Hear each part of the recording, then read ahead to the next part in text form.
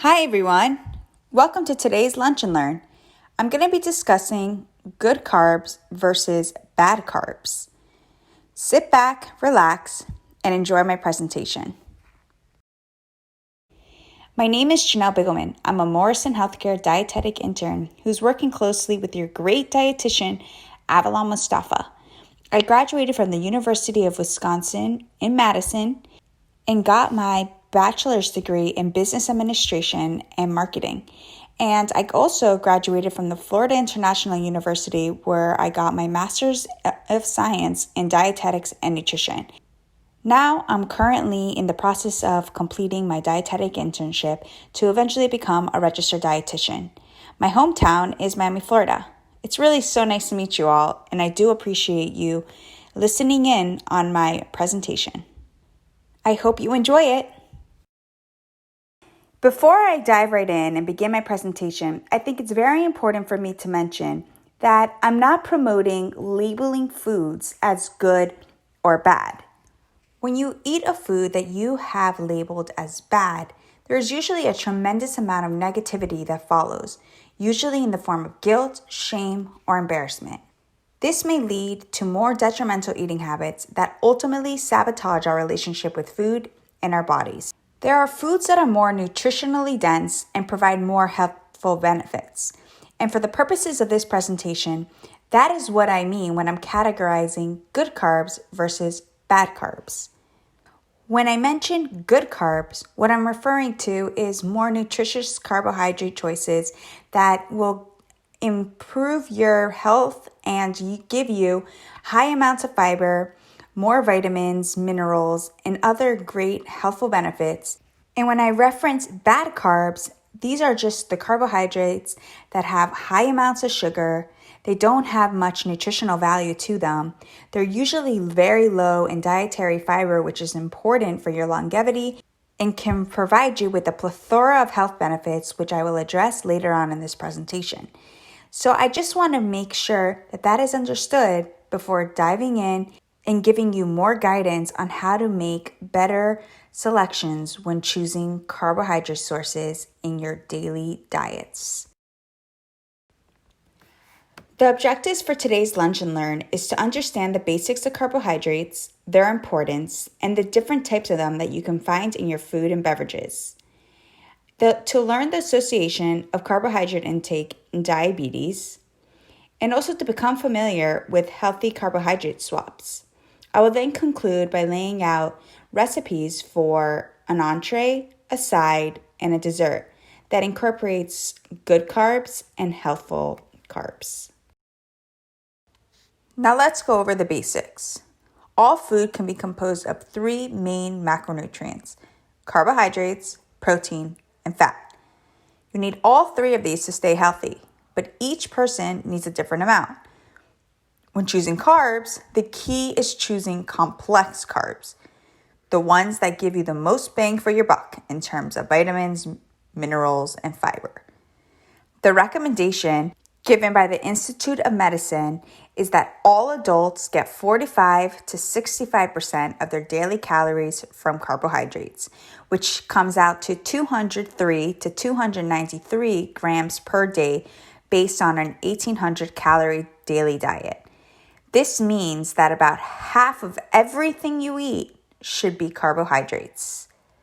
It's important to note that processed foods tend to be higher in carbs, especially those refined carbohydrates that are more likely to cause your blood sugar to spike, while also being very low in vitamins, minerals, and fiber, which gives carbohydrates its bad rap.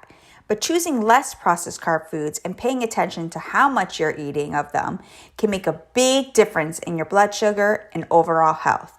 And that is what I'm going to be mentioning and discussing today during this Lunch and Learn. What do carbs do for us anyways? Why are they important? Dietary carbs provide the body's primary energy source, which is glucose. This fuels everything you do, from breathing to thinking to running.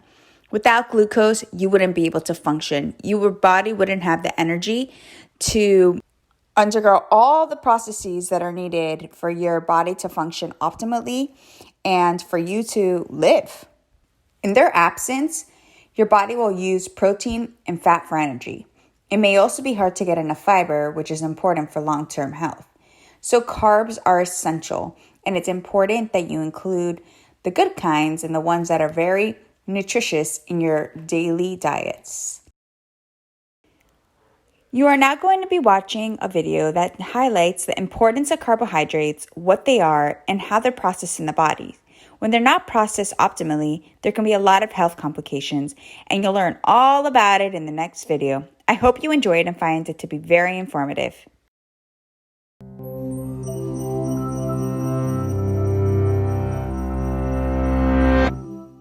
Which of these has the least carbohydrates? This roll of bread, this bowl of rice, or this can of soda? It's a trick question. Although they may differ in fats, vitamins, and other nutritional content, when it comes to carbs, they're pretty much the same. So what exactly does that mean for your diet? First of all, carbohydrate is the nutritional category for sugars and molecules that your body breaks down to make sugars. Carbohydrates can be simple or complex, depending on their structure. This is a simple sugar, or monosaccharide. Glucose, fructose, and galactose are all simple sugars. Link two of them together, and you've got a disaccharide, lactose, maltose, or sucrose. Complex carbohydrates, on the other hand, have 3 or more simple sugars strung together. Complex carbohydrates with 3 to 10 linked sugars are oligosaccharides. Those with more than 10 are polysaccharides. During digestion, your body breaks down those complex carbohydrates into their monosaccharide building blocks, which your cells can use for energy. So when you eat any carbohydrate-rich food, the sugar level in your blood, normally about a teaspoon, goes up, but your digestive tract doesn't respond to all carbohydrates the same. Consider starch and fiber, both polysaccharides, both derived from plants, both composed of hundreds to thousands of monosaccharides joined together, but they're joined together differently, and that changes the effect they have on your body. In starches, which plants mostly store for energy in roots and seeds, glucose molecules are joined together by alpha linkages, most of which can be easily cleaved by enzymes in your digestive tract. But in fiber, the bonds between monosaccharide molecules are beta bonds, which your body can't break down. Fiber can also trap some starches, preventing them from being cleaved, resulting in something called resistant starch. So foods high in starch, like crackers and white bread, are digested easily, quickly releasing a whole bunch of glucose into your blood, exactly what would happen if you drank something high in glucose, like soda. These foods have a high glycemic index, the amount that a particular food raises the sugar level in your blood. Soda and white bread have a similar glycemic index because they have a similar effect on your blood sugar. But when you eat foods high in fiber, like vegetables, fruits, and whole grains, those indigestible beta bonds slow the release of glucose into the blood. Those foods have a lower glycemic index, and foods like eggs, cheese, and meats have the lowest glycemic index. When sugar moves from the digestive tract to the bloodstream, your body kicks into action to transfer it into your tissues, where it can be processed and used for energy. Insulin, a hormone synthesized in the pancreas, is one of the body's main tools for sugar management. When you eat and your blood sugar rises, insulin is secreted into the blood. It prompts your muscle and fat cells to let glucose in and jumpstarts the conversion of sugar to energy. The degree to which a unit of insulin lowers the blood sugar helps us understand something called insulin sensitivity. The more a given unit of insulin lowers blood sugar, the more sensitive you are to insulin. If insulin sensitivity goes down, that's known as insulin resistance. The pancreas still sends out insulin, but cells, especially muscle cells, are less and less responsive to it. So blood sugar fails to decrease, and blood insulin continues to rise. Chronically consuming a lot of carbohydrates may lead to insulin resistance, and many scientists believe that insulin resistance leads to a serious condition called metabolic syndrome. That involves a constellation of symptoms, including high blood sugar, increased waist circumference, and high blood pressure. It increases the risk of developing conditions like cardiovascular disease and type 2 diabetes. And its prevalence is rapidly increasing all over the world. As much as 32% of the population in the U.S. has metabolic syndrome. So let's get back to your diet. Whether your food tastes sweet or not, sugar is sugar, and too many carbs can be a problem. So maybe you'll want to take a pass on that pasta, sushi roll, pita burrito, donut burger sandwich.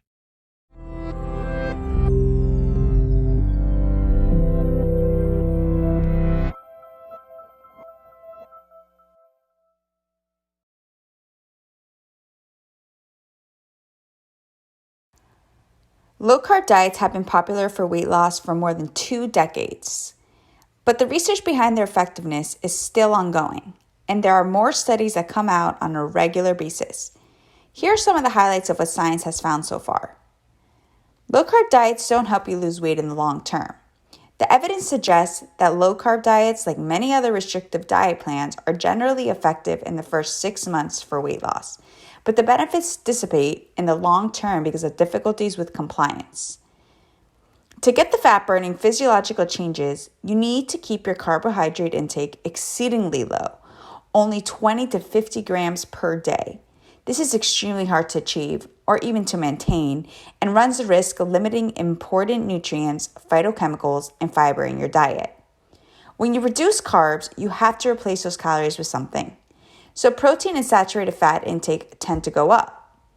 Higher saturated fat diets have proven harmful health effects. On the flip side, much research connects high unprocessed carb, high fiber diets, which I've categorized in this presentation as the good carbs, to favorable long-term health benefits. So it's important to not try and limit these carbohydrates or cut them out entirely.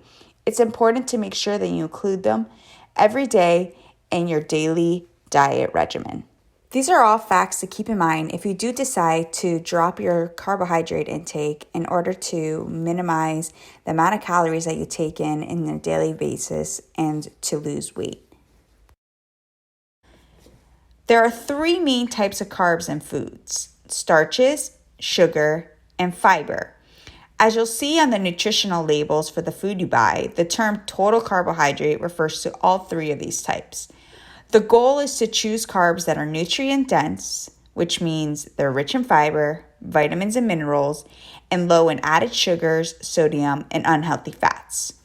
When choosing carb foods, the best is to eat the most of whole, unprocessed, non-starchy vegetables, and that includes lettuce, cucumbers, broccoli, tomatoes, and green beans, which have a lot of fiber and very little carb content, which results in a smaller impact on your overall blood sugar. It's recommended that these type of carbs coming from non-starchy vegetables, make up half of your plate in every one of your meals. Now, it's important to also eat some whole, minimally processed carbohydrate foods, but less quantity than the whole, unprocessed, non-starchy vegetables. These would be considered your starchy carbs, which include fruits like apples, blueberries, strawberries, and cantaloupe, and all other types of fruits, while also including whole intact grains like brown rice, whole wheat bread, whole grain pasta, and oatmeal. Then also what's included in these categories is starchy vegetables. So some vegetables that are considered more starchy are corn, green peas, sweet potatoes, pumpkin, and plantains. Beans and lentils are also included in this category. It is recommended that these whole minimally processed starchy carbohydrates make up a quarter of your plate. Lastly, it is important that you limit your consumption of refined, highly processed carbohydrate foods and those with added sugars. What are examples of these types of foods? They can include sugary drinks like soda, sweet tea, and juice, refined grains like white bread, white rice, and sugary cereal, and sweets and snack foods like cake, cookies, candy, and chips. Sugar, which is another source of carb, has two main types. There's naturally occurring sugar, which can be found in milk or fruit, and then added sugars, which are added during the processing of foods and drinks, like in regular soda, sweets, and baked goods. You may have heard added sugars referred to by other names too, or seen one of these listed in the ingredients in a food label, like dextrose, fructose, lactose, table sugar, beet sugar, honey, corn syrup, turbinado, and agave are just some of the many different types of added sugars. As you can see displayed on the slide, you can find the amount of both added and naturally occurring sugars listed in the nutrition facts label of any food or beverage. Now, how about fiber? Fiber comes from plant-based foods like fruits, vegetables, and whole intact grains. It acts like your body's natural scrub brush. It passes through your digestive tract, carrying a lot of bad stuff out with it. It also keeps us feeling full and helps lower our cholesterol levels. Those aren't the only benefits.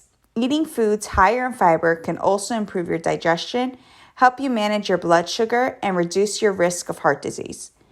Now, people with diabetes and those at risk for diabetes are encouraged to eat at least the same amount of dietary fiber recommended for all Americans. The dietary guidelines for Americans recommend a minimum of 14 grams of fiber per 1,000 calories, with at least half of your grains being whole, intact grains. You do have to keep in mind, though, if you haven't been really eating a lot of foods with high fiber and on a daily basis, it's very important to increase your intake slowly. Even though they are good for you, it can take your time to adjust to this increase in fiber intake. A sudden increase in eating foods high in fiber, especially foods with added fiber or when using supplements, can cause gas, bloating, or constipation. You have to also be sure that you're drinking enough water because fiber needs water to move through your body. Some good sources of dietary fiber include pulses like lentils and peas, beans and legumes, fruits and vegetables, nuts, and whole grains. So why do we care so much about carbohydrates, and what is its link to diabetes and insulin resistance? When you eat or drink foods that have carbohydrates, your body breaks those carbs down into glucose, which is a type of sugar, and this in change raises the level of glucose in your blood. Your body uses that glucose for fuel to keep you going throughout the day and give you energy. This is what you probably know as your blood glucose or blood sugar, which is what people with diabetes monitor on a daily basis. When it comes to managing diabetes, the carbs you eat play an integral role. After your body breaks down those carbs into glucose, your pancreas releases insulin to help your cells absorb that glucose. When someone's blood glucose, or again, blood sugar, is too high, it's called hyperglycemia. There are a few causes for highs, which include not having enough insulin in your body to process the glucose in the blood, or the cells in your body not effectively reacting to the insulin that is released, which leaves extra glucose in the blood. A low blood glucose is known as hypoglycemia. Lows can sometimes be caused by not consuming enough carbs or an imbalance in medications. So in short, the carbs we consume impact our blood sugar dramatically, so balance is essential. There are some great swaps that you can make from bad carbs to good carbs. You can have whole grains like brown rice, barley, quinoa, buckwheat, or wheat berries in place of white rice. You can have whole grain pasta or whole wheat couscous in place of pasta made from refined flour. You can have just some fresh, frozen, or dried fruit instead of cakes, cookies, pies, and other low-nutrient sweets. You can have some plain yogurt with fruit on top, either fresh or frozen, in place of sugary fruit-flavored yogurt. You can have some oatmeal cooked with milk or soy milk and grated some apples with chopped dates, nuts, whatever you please as toppings in place of sugary breakfast cereals. You can have water, low-fat milk, unsweetened or lightly sweetened tea or coffee, seltzer with a splash of 100% fruit juice in place of sugar-sweetened beverages like sodas, fruit drinks, punches, iced tea, lemonade. And in place of fried potatoes, you can have a small sweet potato baked within its skin, and you can swap whole grain or whole wheat bread for white bread. And lastly, in place of ice cream, you can have nice cream, which is just pureed frozen banana blended with many different types of ingredients to resemble specific ice cream flavors, which I will be showing you in the recipe section next in this presentation.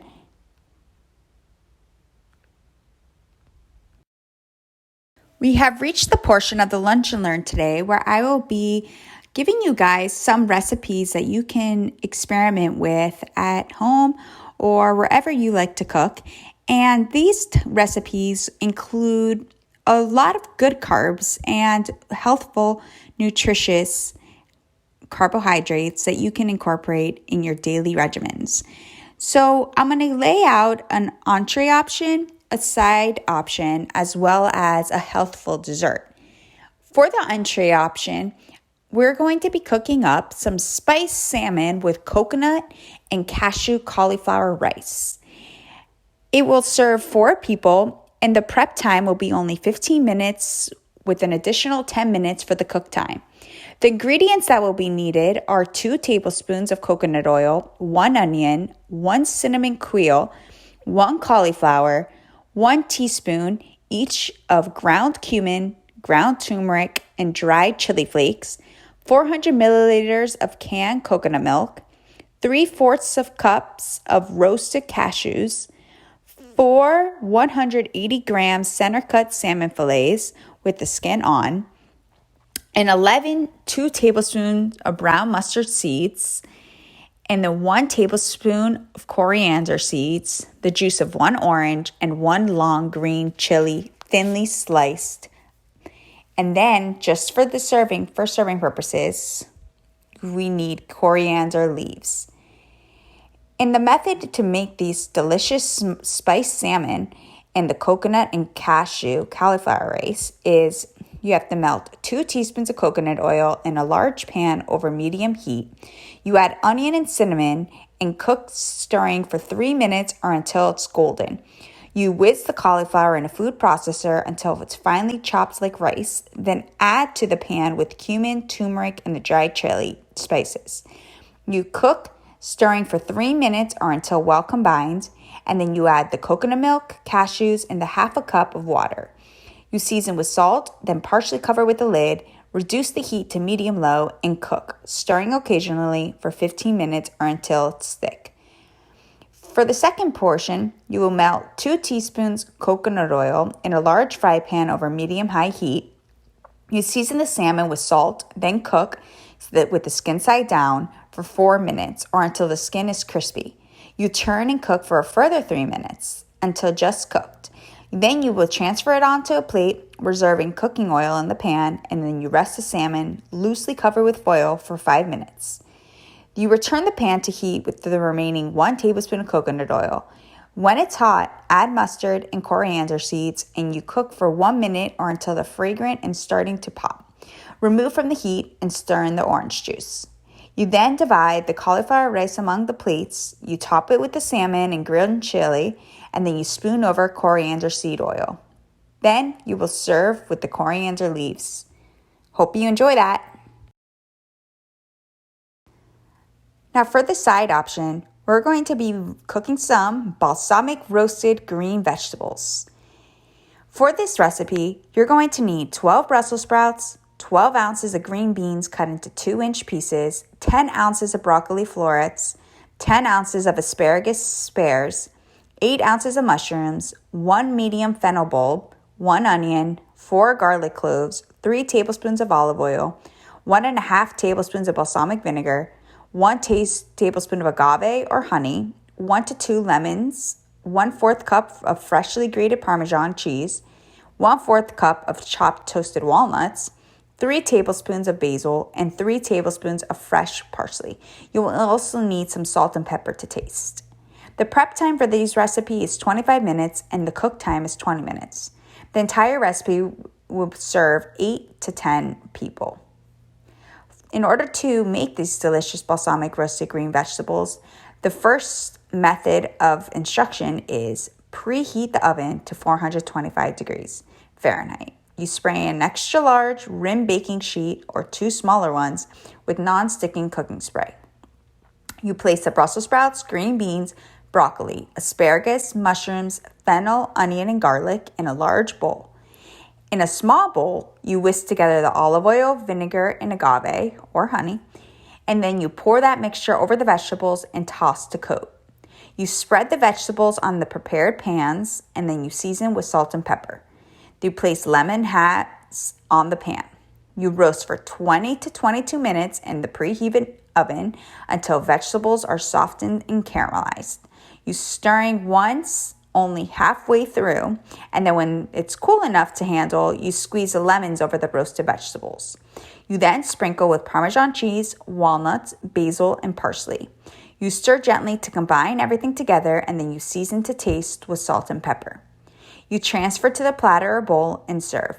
You can make this 2 hours ahead and cover and let stand at room temperature, and then you can rewarm it at 350 degrees for 10 to 15 minutes when ready to serve.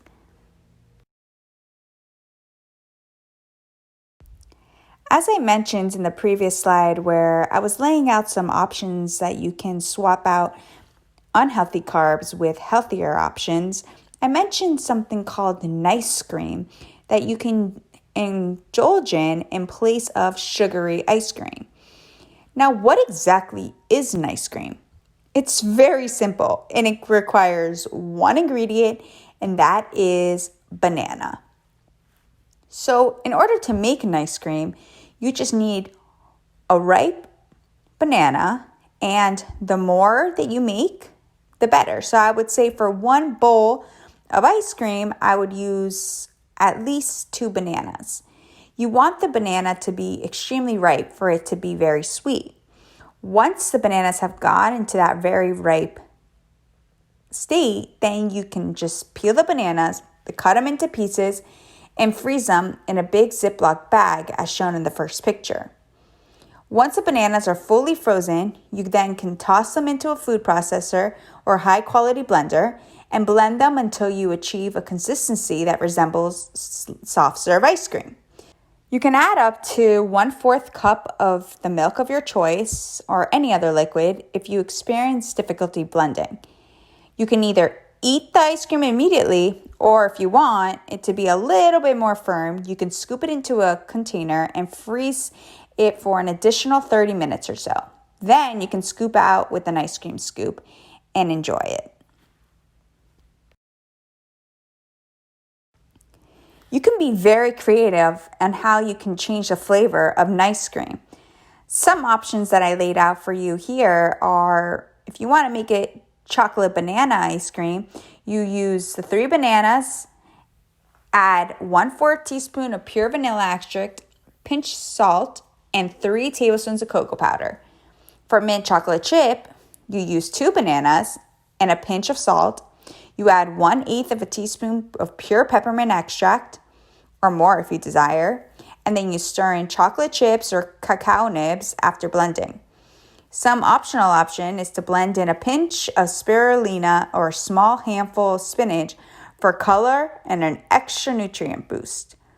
If you want peanut butter flavor, you make the original recipe as I laid out in the previous slide, and you add 2 to 3 tablespoons of peanut butter or another nut butter or allergy-friendly alternative before blending. If you want a very berry ice cream, you make the original recipe and you add 1 cup frozen berries of choice and 1/8 teaspoon of pure vanilla extract. And that's it for today's Lunch and Learn. I really hope you enjoyed my presentation and loved the recipes that I gave you guys. I really hope that you go home and make yourself some of these delicious dishes. You won't regret it.